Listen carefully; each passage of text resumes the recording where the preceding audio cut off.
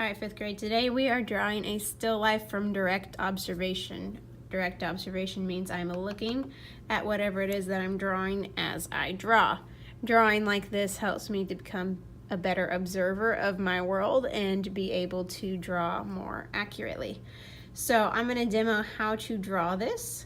Before I ever start drawing, I'm going to kind of find a point and just trace around with my eyes, taking note of what's happening, what's going on with the shapes, how do things relate to each other size-wise.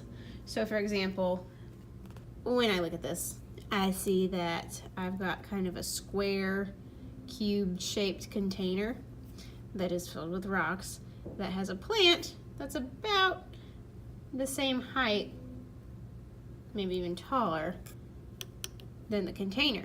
So I know that when I draw this, however big I draw my container, my plant is going to need to match. Now, not all the plants that we have are the same as this, so it may be different depending on what you have, okay? Next thing I'm going to do is I'm just going to note the shape of things. I'm going to note that this is a square, and I can see the side of the square, which makes this a cube shape. I'm going to note that the rocks are all circular. I'm going to note that the leaves come up like a really long ovals. This one curves, some are straight, some go in different directions. So I'm just taking note of stuff before I ever start drawing. When I go to draw this, I'm going to start just by using simple shapes to help me. So notice how I'm holding my pencil back here as I go. And what I'm doing is I'm actually looking more closely at the object I'm drawing than my paper. So I'm going to note that this is kind of square shaped. Okay. Now I'm drawing really light. However, you're not going to be able to see that. So I'm going to darken that in so we can see a little bit better. You, however, are going to want to draw light so that it is easy for you to erase. So I've got the front part there. Now I can go to the side. Now, when something's going to the side, I can see that it looks like it's going back into space. So I can use my pencil to help me get the right line. So all I do is I kind of make my pencil go in the same direction as that line. I bring it over and put the line on. Same thing over here. These lines will always be parallel because they match up. They both go in the same direction. And then I can bring this back down. Okay. So as I finish the cube shape, this line is going to be the same as this line. So I'm going to make sure that they are running parallel. This line and this back line are going to be parallel also. Okay, so that's kind of how you get the shape. I can go ahead and thicken this in because I notice with my powers of observation that there's a ridge there. And I can kind of fill that in. When I go to do the plant is much more organically shaped. I'm just kind of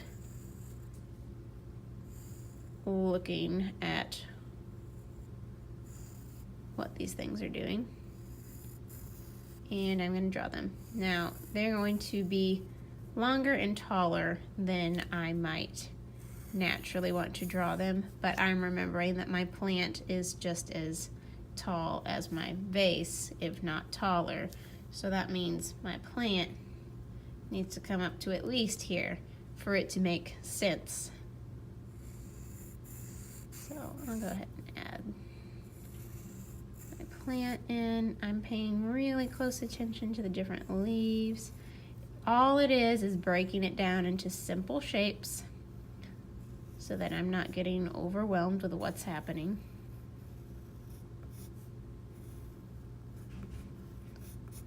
Okay, last thing I can add is I can add the rocks, because those are the details. Yay, rocks.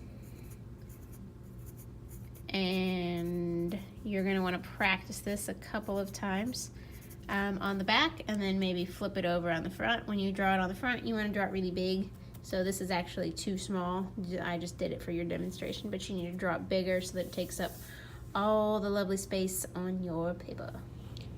Alright, so I've finished my drawing. By looking at it, you can tell it's a lot larger than it is in real life. I want it to fill up my paper. All I've done is gone back in and kind of darkened in some of my lines. When I have it the way I want it, we're going to trace in Sharpie, which I'll show you in a minute, but I want to talk to you for a second. I do not expect yours to look like this on your first try. I've been practicing for years, and that's the only way I've gotten better. Drawing is not a talent. It is a skill, and it's a skill that can be learned. The same as riding a bike. When you first learned how to ride a bike, chances are you fell off a lot, and it was a little bit painful. Drawing is the exact same way. The more you practice, the better you get. So fill up your back page with practices. Give it a good amount of practice before you go on and trying to do the big drawing. Couple of tips, just make sure that you're holding your pencil further down. That way you can draw really, really light. When you draw really light, it's really easy to erase when you do make a mistake. And just pay attention very carefully to what you're drawing. I actually look more at the plant than I do at my paper while I'm drawing. I'm studying it. I'm observing it. All drawing is knowing how to look at something the right way. So when I observe this, I first notice what are the sizes.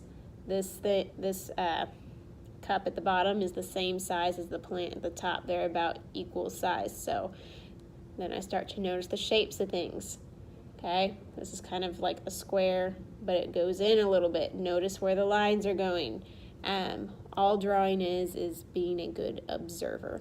So don't get frustrated. I don't expect you to be able to draw as good as I can, but I do expect you to try.